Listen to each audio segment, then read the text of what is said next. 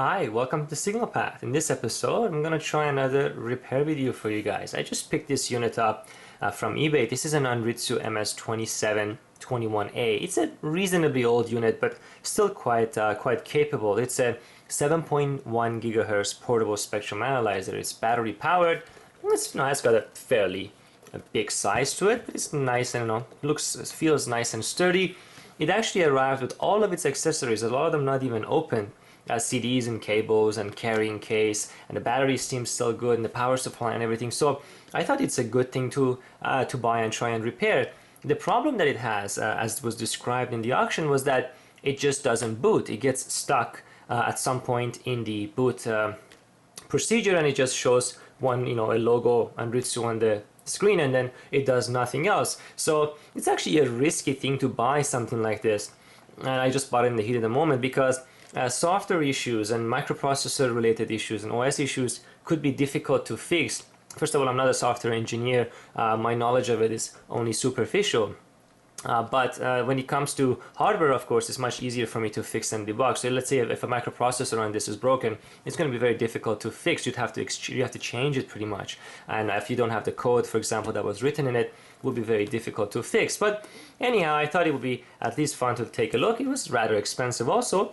But anyhow, so I've tried turning it on, and I have to say, just as I'm giving you that warning, I tried formatting it and flashing it and refreshing it and doing everything that I can think of, because it has an Ethernet port here where you can actually upgrade and download the firmware directly into it. Even if it doesn't completely boot, it has an emergency very low-level OS that allows you to update the firmware against that. And there's actually compact flash area here and so on. And you can see someone had tried to remove the compact flash and actually broken a piece of the case here in that case, and right there. So here's the RF input, of course, that you can see. It's obviously AC coupled because it's got a plus 50 volt maximum on it. External reference and external triggers are all on there. So it all looks good and everything other than that, but so it still doesn't work. And let me show you where it gets stuck, at least so you can have an idea what I'm talking about. So here, this is not the condition under which I got it. Right now it says could not find the start symbol, check for compatible version, application recovery may be required. This is because I actually erased the application in the hope that it would boot, but it doesn't boot. When the application is actually in there, this just goes back and forth, and it gets stuck and it doesn't do anything. So I'm a little bit out of ideas, but I'm gonna try and play around with the files, because I can actually extract the firmware and play around with the files that are in there to see if I can do something about it. But either way, regardless of what happens, we are going to take it apart and take a look inside it, so it will be at least interesting from that perspective. But let me go ahead and fiddle with it some more. Well, check it out. I managed to get it into this state. Now, let me tell you what I did. So my initial guess was that something internally, perhaps a hardware problem internally, was preventing the main operating system from booting up. Perhaps your operating system was reaching a certain point and then it wasn't going any further because some hardware trigger wasn't being applied, so it was kind of stuck at some execution line, which is not really a very good OS if it has to do that without any warning or anything like that. But anyhow, so what I did, I formatted it, I flashed it, I updated the firmware, I did everything that I could to the latest version, but no, nothing. It would always go back and it would do exactly the same thing. And I just thought, why not try and just corrupt the firmware on purpose and see, maybe by corrupting it, it would enter some kind of safe mode, or it would get stuck somewhere else in the execution and I could debug it. And what I did was that I just interrupted the boot up. I interrupted the firmware upgrade manually, basically the thing you should never do. I just tried it out because this already has a recovery mode, as I showed you, so why not see what happens. And behold, it went into this unusual safe mode operation, as it seems. And then you can see that on the screen, if you can read it now, it says application not loaded, which I suspect is because it's probably corrupted or something happened during the boot up. And I'm afraid to actually reboot it, so I just wanted to show you. But interestingly enough, there's a whole bunch of things you can do in this bare bone view of the device. You can go under status, Another status that tells you things like the IP address because it's connected to the Ethernet right now, the temperature, the fan temperature, the battery charge, which is 100% because it's been plugged in, and the system voltage is good. The bootstrap version and all that stuff is there. That looks fine as a serial number and everything. That was great, but then there is a self-test button here, and check it out. You run it, and look what it does. Very interesting. So from the top, we've got you probably just can't see it. Let me just move up a little bit. There we go. So we have USB, the network, I guess, the compact flash EEPROM, everything passes. The DSP, the RTC, which is a real-time clock, the display and battery all pass. But then look, under power, we have failed. And if you go down the list, we have 3.3 volts, 2.0 volts, all of these. But look, 5.8 volt, it's measuring 0. 24 volt is measuring 0, minus 5.8 volt is measuring essentially 0. And then the RTC backup is fine, which is the battery to keep the clock, CPU, FPGA voltage, blah, blah, blah. So it means that, look at that, we actually do have a failure internally in hardware, and this could be the answer to our question. At least now there is something to go by, something I can do. Perhaps I'm going to open it up, and it looks like this is just a supply problem. May not be so difficult to fix, but you know, something crazy just happened to work and get it in this mode. At least now we have something to try. So now I'm even more eager to open it up. Let's see if we can find these voltages. I'm going to take a picture of this so we can have it and then go from there. So disassembly of this unit actually appears to be rather simple, and in the meanwhile I'm going to have to deal with this. What on earth are you doing, Pooch? Anyhow, so what I did is that I took out the compact flash card and the battery. It's always a good idea to take out the battery because you may short it out and these things can deliver a lot of current. So of course it's completely disconnected from everything. And then there were 4 screws. I took those 4 screws out, and I think this panel now should come off. And it does, and there appears to be a whole bunch of cabling underneath that's connecting everything together. So I don't want to pull too hard on these. Let me twist this a little bit. There you go, you have a better look here. So you can see that the construction is clearly broken up into 2 sections where the RF port, which is up here, and all the RF processing is happening in this section, and at the bottom is the processor and so on, and there's a bunch of covered sections here. This is where the compact flash would go. There's actually another compact flash in here which might have a firmware in it or something like that. Most likely the firmware is on this, but a whole bunch of ICs on there. So we're going to take a close look at that. But first thing is I'm going to go ahead and try and disconnect this ribbon cable, which is responsible for sending perhaps some configuration, digital configuration, as well as all the power supply voltages to this RF section. And I'm going to go ahead and try and disconnect these RF cables carefully, like so, from here. Anyhow, I'm going to do that perhaps off camera. But one thing that I'm interested in is now looking at where the battery connects here, all the DC-DC converters are most likely going to be under this cannon. Of course, they are shielded here, protected not to inject noise into the rest of the instrument. So if one of our power supplies is failing, it's likely in here. So I'm curious to see what happens now.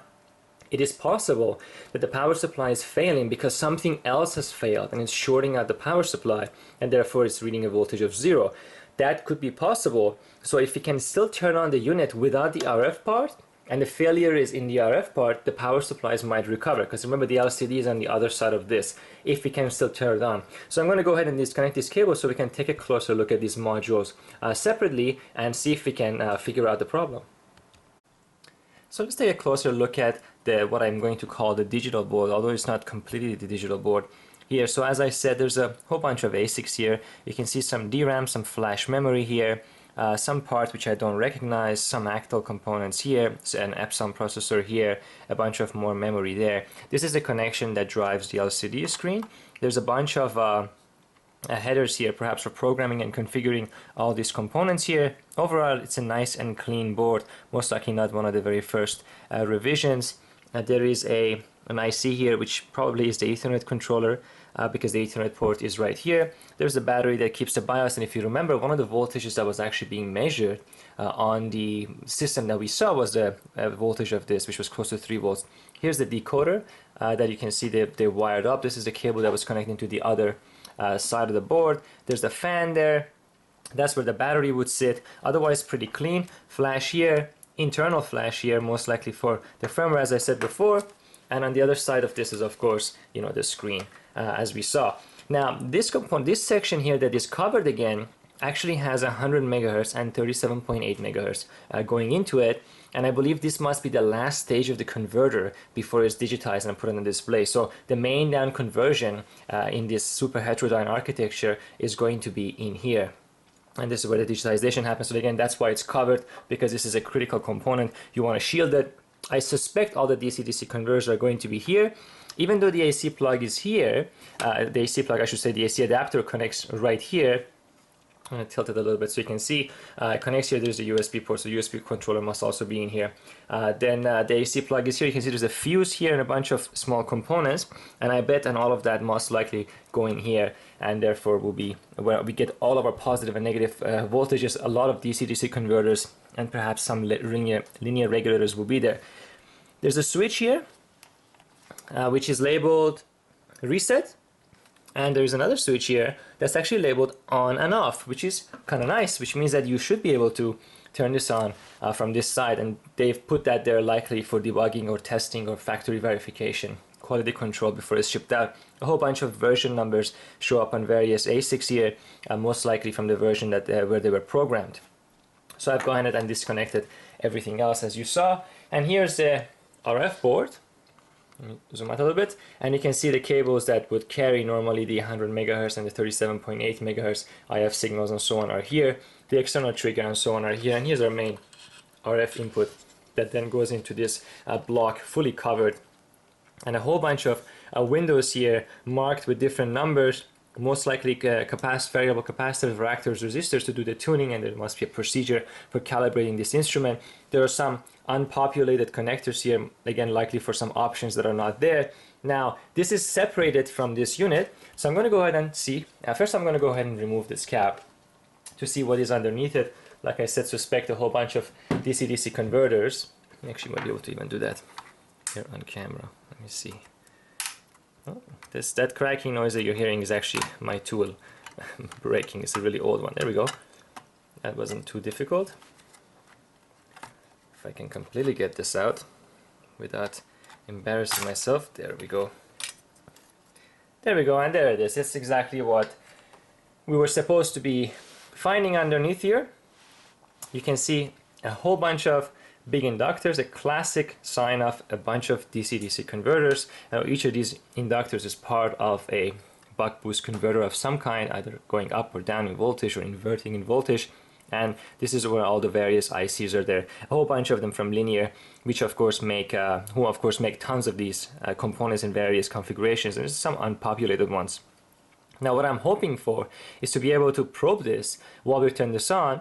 If I can turn it on, I can just go ahead and run the utility again, see if the voltages are back now that nothing else is connected to this. In a way, I kind of hope that the DC-DC converters are the problem, because if the problem is in from the microwave board, which means the microwave component is broken and shorted, making it a little bit more difficult to repair. So let's go ahead and see what we can do. It might be actually better to flip this, have an easier access here, and I think the silk screen is mostly facing this way. Anyway, so I'm going to go ahead and plug this in, see if we can still turn it on. Alright, plugged in, and check this filter out, this ferrite core that's on this connector. Wow, that is absolutely massive. They really want to make sure that no noise gets injected from the AC line onto here, and no spikes and no transient effects and no emissions and so on. Wow, that is crazy. So let's see if we can still, sorry about that, let's see if we can still turn this on. Well, this light is on, which means the power is connected. I guess the red means the battery is not charging because there's no battery in there right now. There you go, you can kind of see my reflection. Here we go. Oh, there you go, it turns on. That is promising. Let's see what happens now.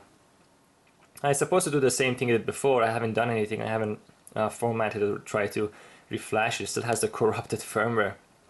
There you go, so it's doing some self-test. It's loading some GUI. There we go, it's making some noises. Aha, there we go, we're back. We're back in this screen. This is a good screen. So let's see. Let's go ahead and moment of truth to see if it still has those failures. Self-test.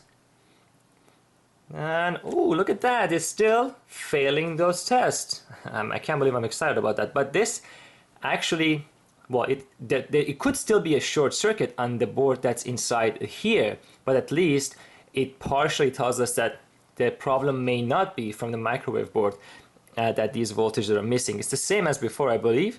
The minus 5.8 volt is sitting at 14 millivolt, and the 24 volt is dead zero, 5.8 volt is dead zero. All the other voltages are actually really close.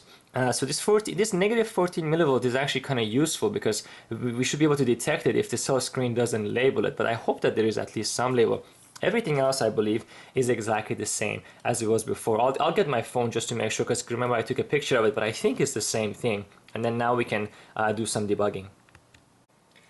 Well, guess what happened? My camera erased a whole bunch of things that I had recorded, so now I have to go through it all over again. Everything that I talked about and everything that I discovered, but that's okay, we can still go over it. So I removed all the cables that were connected to the instrument, and I briefly showed this portion before. This is where all the DC-DC converters were, and I went ahead and I identified by measuring them what voltage each of these DC-DC converters were responsible for, and I put a little label on top of the main inductors of these DC-DC converters in order to be able to easily identify them. So there's a 2 volt, a 13.2 volt, a 3.3 volt, and so on. And then by looking around the board, there were a couple of spots where there was actually a screen showing the voltages. For example, here, if you can see, it's probably upside down, there's a 5 volt and 24 volt nodes, and all the way on this side there is the minus 5.8 volts. So they're already labeled on this board. So by knowing where those voltages are supposed to be, remember those were the voltages that actually failed in the self-test, I went ahead and I traced them out, and I actually found out that this DC-DC converter was responsible for 24 volt, and this DC-DC converter responsible for plus and minus 5.8. So then I said, oh, okay, so that means that these must be broken. But then, upon closer inspection, I actually found out that these DC-DC converters from linear technology have a shutdown enabled pin, which means that you can completely shut them down and the output will be disabled. So then I began to doubt my initial assessment that these are actually broken. It could still be that the software hasn't enabled these DC-DC converters to be active yet, because these are most likely the voltages that feed the microwave board, and perhaps the code isn't running enough, or it hasn't reached to a point where it's going to enable them. And I manually went ahead and I overwrote the shutdown pin, and these things came back to life, and indeed they did have 24 volt and plus and minus 5.8. So I'm not 100% sure, perhaps the digital line that's supposed to drive this isn't working and some other component is broken, but at least the DC-DC converters themselves were functional. Let me give you a slightly closer look here, just so that we can have, for sake of completeness, here we go. So this component that I'm talking about, this is a linear technology 1765, and you can look at it as a buck boost converter, DC-DC converter, which is fairly popular. It's an older IC, of course, because this is an old chip. And one of these pins, the third pin from the right here, actually goes to a resistor that's connected to ground, and there is a tiny via in there that goes in and it goes somewhere else on the board, which I could not find. That's the shutdown pin. Same thing with this 24 volt one. This one doesn't have a shutdown pin, but there is actually a transistor on the other side of the board that enables and disables the power supply voltage directly to this, and that's how they achieve shutdown. So there's two different ways of doing that, basically the enable and disable those supplies. Now, this may be, for example, part of a power on sequence in order to protect the microwave components, to sequentially power on the DC-DC converters to make sure that things line up, because there's a lot of microwave components and amplifiers and RF stuff on the other board which may need some specific powering on sequence. And this is, of course, the way from this port is what we have connected to the microwave board. And as you saw, the 5.8 volt and 24 volt pins are right here, which are most likely connected to this. I was a little bit surprised to see the negative 5.8 was all the way over there. Not sure why that is the case. But anyhow, as I was struggling with this and looking at it, I happened to just, shift this around by my hand, and I touched over here and I noticed that it was really, really hot. So I thought, wow, something in here is burning up. And if you notice, these are of course memory, and these are SRAM, and by touching them over here I could tell that they were really hot. So I said, oh, let me take this apart and see what's going on. So I took all the screws off, and and this port comes up, and I disconnected the display. Let me show you. So underneath it we have the display here, and I also disconnected the display. You can see that this is a very typical LCD with a built-in backlight, which is the fluorescent tube type here. This is not LED backlight, of course. This is an old model, and this is made by Toshiba. You know, a basic LCD screen. We've seen these things before, I'm certain. So nothing special here. So we can put that aside. And then, of course, you can see the glass, and this glass is actually EM shielded and so on, so for things not to get in and out. So everything looks good, everything looks normal, nothing weird. And here's the backlight inverter, which of course powers the backlight, and it has 2 outputs. Actually, well, it has 4 possible ways of connecting to it, and you can see the cutout in the PCB to protect against the high voltages jumping the gap and so on, and only one side of it is being used. You can see it has actually 2 converters, so they're not using all of it. Anyhow, again, nothing fancy. Put it aside, and then I went ahead and basically took it out of the case and powered it on without anything connected, without the LCD connected, and I checked the temperature here, and indeed it was really hot. And I flipped it over, and there was actually 3 more SRAM cells underneath here, and the one in the middle was the one that was really hot. I was touching it, I could tell that I couldn't put my finger on it, and then I used the thermal camera, and indeed it was burning up at 75 degrees Celsius, which is of course really high. I already removed it. Unfortunately, I lost the footage for that. That's why I'm going over this step by step here for you. And so I removed it, and after I removed it, I powered it on, and it does exactly the same thing. So now I'm a little bit reluctant on what's causing it not to boot. It is possible that perhaps this is part of the memory, and some code was supposed to reside in here, and then it couldn't be accessed, so the program hangs. Who knows? That's one possibility. But even if this is not responsible for the failure, we should fix and replace it anyway, because it's a broken module, a broken SRAM cell, and if it's broken, of course, it means something is wrong. Now, I don't know exactly what role this is playing. Obviously, it's connected to this actual part here, but other than that, everything is very straightforward. Now, on this side of the board, we can see some IC which I do not recognize, perhaps some DSP. There's another chip there. There's a whole bunch of components here, different types of switches and so on. Here's I believe a microprocessor here again. Here's the back of all the DC-DC converters, and this is interesting. This is a multi-channel ADC. So this is what monitors all the DC-DC converter voltages, and that's how it knows whether they have failed or not. So this is I forget the part number now. Let me just take it off the camera to check. It is a MAX 1139, which is I think a 12 channel or a 10 channel A to D converter used for basically diagnostic. And you can see the Ethernet port, the USB port.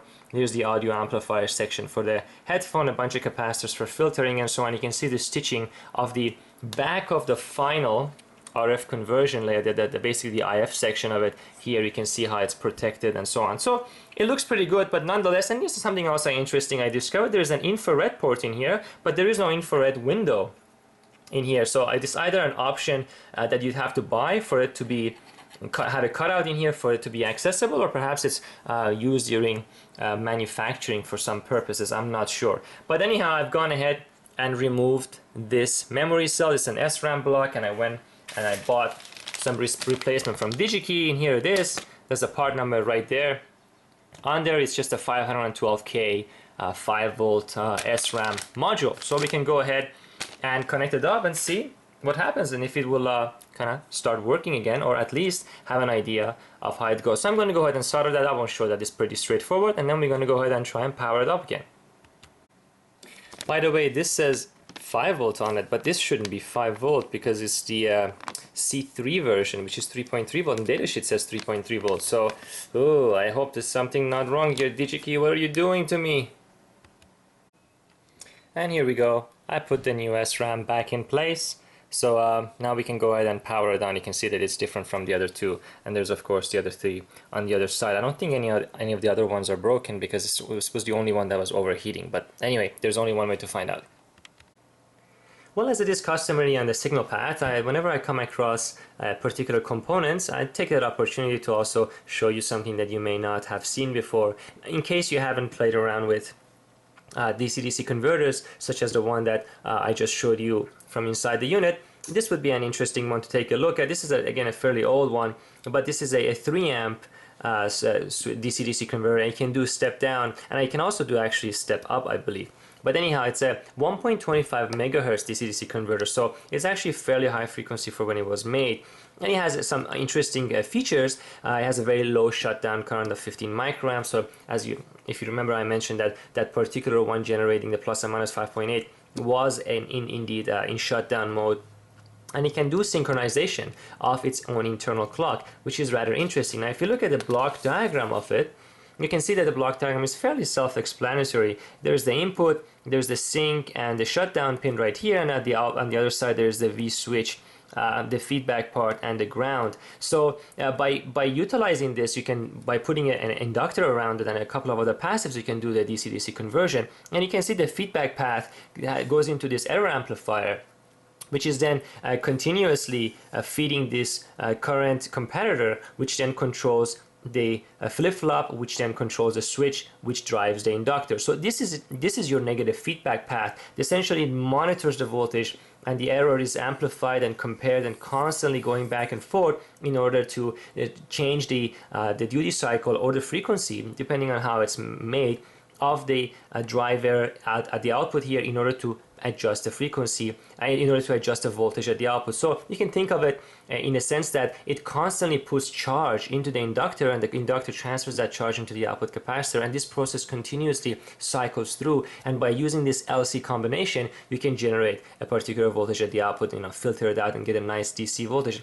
And this is one of the reasons why DC-DC converters are noisier than linear regulators, because they do have this active continuously switching mechanism, and it's a whole area of research, and very, very interesting and fascinating and complex systems come out of this, where they try to continuously improve the performance of it. Some of the ways the system loses performance is, of course, the power dissipated in the inductor due to the resistance of the inductor. Some switching transfer rate is also an issue, because the switch is never perfect and is not instantaneous. So the transistor at the output is going to always go through a region where there is going to be some conduction through the transistor at that point where it's against where you want it to be, and there's some power dissipated in that. So they try to change the frequency, but then you increase the frequency, the quality factor of the inductor gets worse, then there's more dissipation in the inductor. So it's a very delicate balance to get the combination of these things going on in order to improve or optimize and maximize the performance of this. So they do a whole bunch of really interesting things, and maybe I'll do a video review about DC-DC converters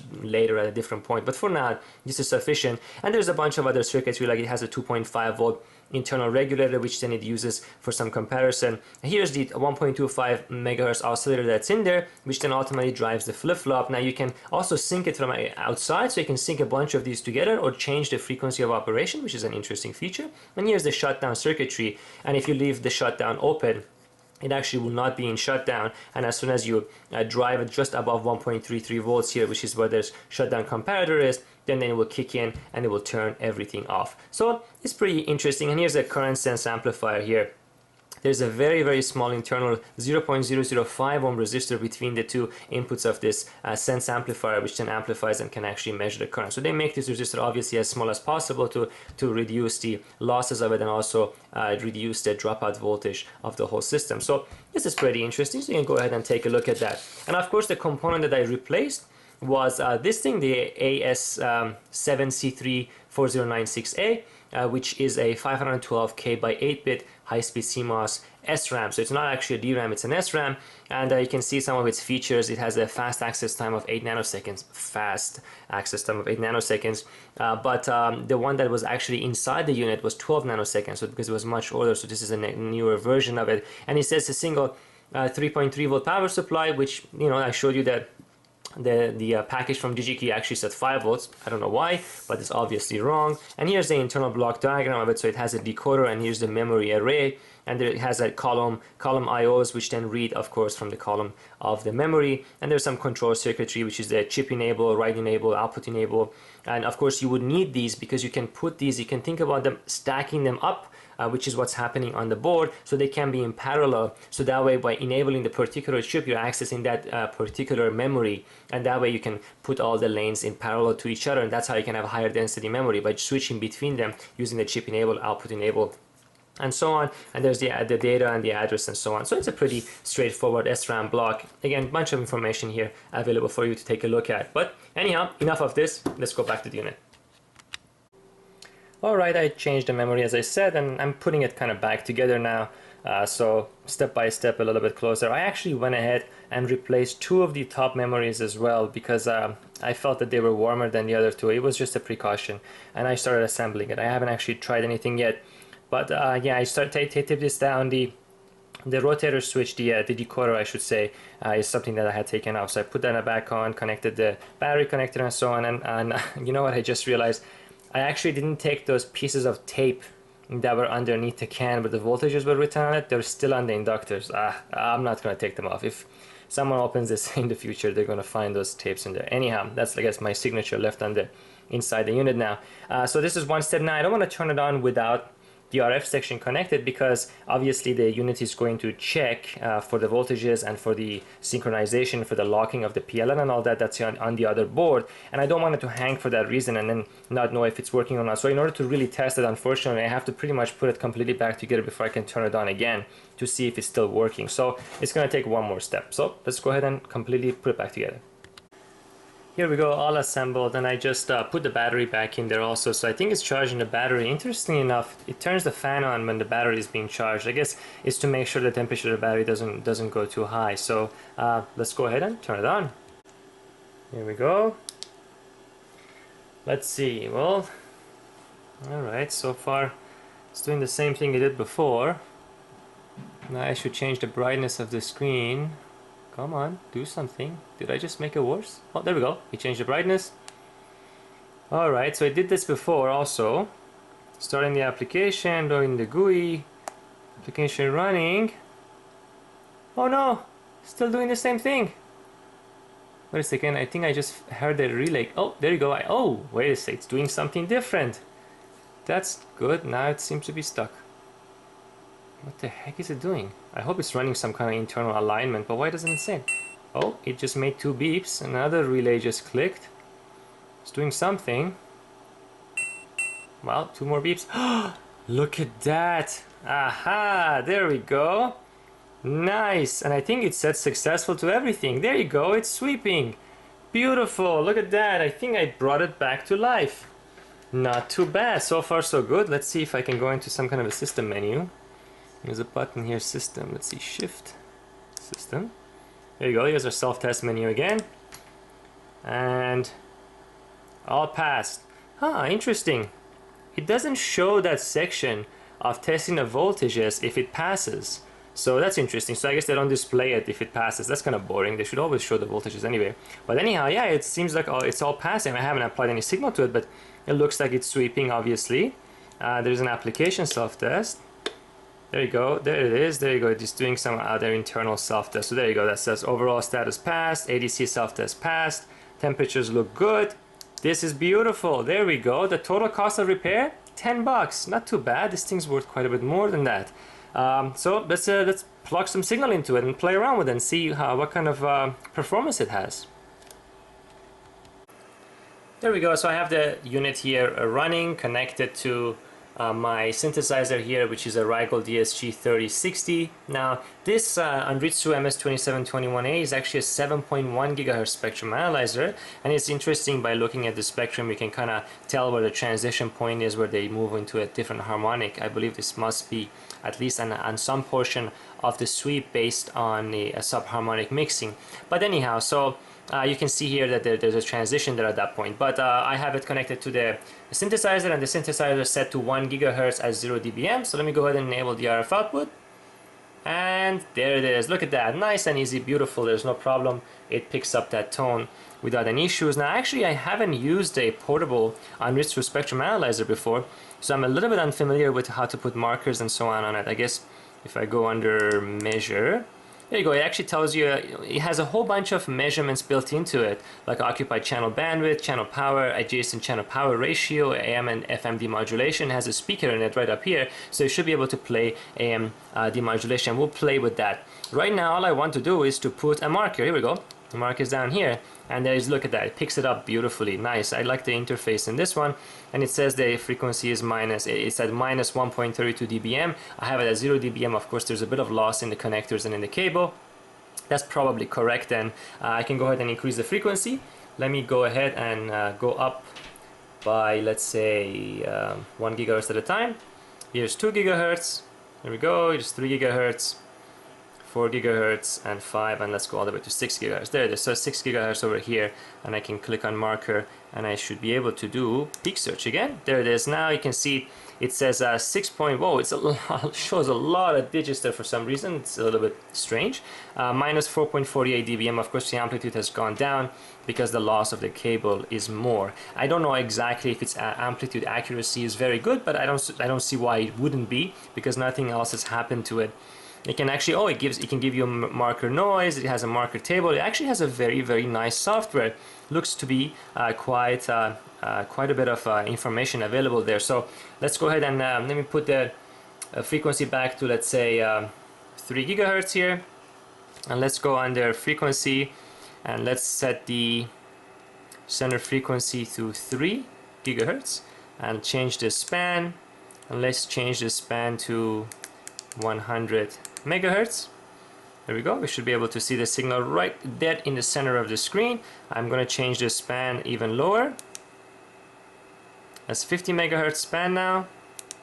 It's not the fastest instrument in the world, but hey, it is a portable instrument. So there you go. Now the span is 10 megahertz, and look at that. It does a very good job. This Ryko synthesizer actually has quite a good phase noise, and I will have to review that at some point. And let's go under and do another peak search here. There you go. So it picks it up at minus 3 dBm, 2.999981818 gigahertz. That's a little bit unusual that it shows you so many digits, but it is capable of accepting an external reference. So you could potentially give it a very, very clean reference, and then the frequency representation will of course be much more clean. So let's go ahead and see if I can do some FM demodulation with this. Here we go, let's do some demodulation. So under the demodulation menu, I went ahead and I set the marker to the carrier frequency, which is 3 gigahertz right now, and I set the demodulation time to be 5 seconds. And the volume here, you can adjust the volume for demodulation. It's just set to 50. So it's going to look for an FM demodulation signal. So I have also configured the Ryko synthesizer here. I don't know if you can see it or not, but it's going to do an FM modulation at a rate of 1 kilohertz with a deviation of 7 kilohertz on a 3 gigahertz signal. So it should be pretty easy to hear that from there. So let me go ahead and enable it. See? There it is. There we go. Now you can hear it. So it's going to take every 5-second chunks, and you can see the FM modulation here. Now if I go ahead and change the rate, the tone will change. Let's try 2 kilohertz. There you go. You can hear the tone just went up. I can also go to 3 kilohertz and the tone will go even higher. There you go. That's beginning to be a little bit annoying. But there it is. Now you can see the different modulation strokes. So in fact, the demodulation seems to work quite well. And this is a very, very low deviation with respect to the carrier. So it's good to see that it is capable of, and obviously has sufficient phase noise to be able to do something like that. So I'm pretty happy with it. Now again, we can go in there and do more and more tests and so on. Let me do a preset on this and get it back to original thing. There it is. It's a preset, and it should hopefully do it. There you go. It's not as responsive as I would want something like this to be, but I think this is normal. This is fairly old. I don't think it's probably been on the market for more than 10 years at least, but maybe about 10 years or so. But it's a fairly capable unit. As you saw, it has a whole slew of set of applications, and it works really well. I'm very, very happy that it could be fixed and not end up in the landfill somewhere or thrown away for whatever reason. But there you go. I think this was actually the shortest repair video I've ever done. It was nice to stumble across the solution. So now the solution actually makes sense of what was happening. My initial thought was that something was preventing the OS from continuing its as execution of code, and in fact that's exactly what was happening, but it wasn't happening through the mechanism I initially thought. I thought the power supplies were failing and it was just stuck on that. But in reality, the code that was being loaded onto the DSP would reside in the SRAM. That would be the execution space of the OS, and some of that code probably sat in one of those blocks that wasn't working, one of those SRAM blocks. And so when it ended up trying to execute it, it would reach something that it couldn't read, and then it would get stuck and hang in there. And that's why when I corrupted the firmware, I actually ended up working, because I made it so much smaller by erasing random stuff from it, or by stopping the execution completely, and that's probably why it managed to boot by chance, because it now wasn't occupying all the memory, and perhaps the code got moved around in the memory from the way it was corrupted. So by complete chance I managed to boot it up like that, and then by feeling the heat of the component, figured it out. And that's one of another ways a thermal camera is useful, because you can just quickly scan something and find problems like that. I just happened to feel it with my hand, but a thermal camera would have worked just fine. So anyhow, I hope you liked this repair. It was a quick short one, but you got to see what's inside it, do a couple of nice measurements. Overall I think it was pretty successful. So until next time.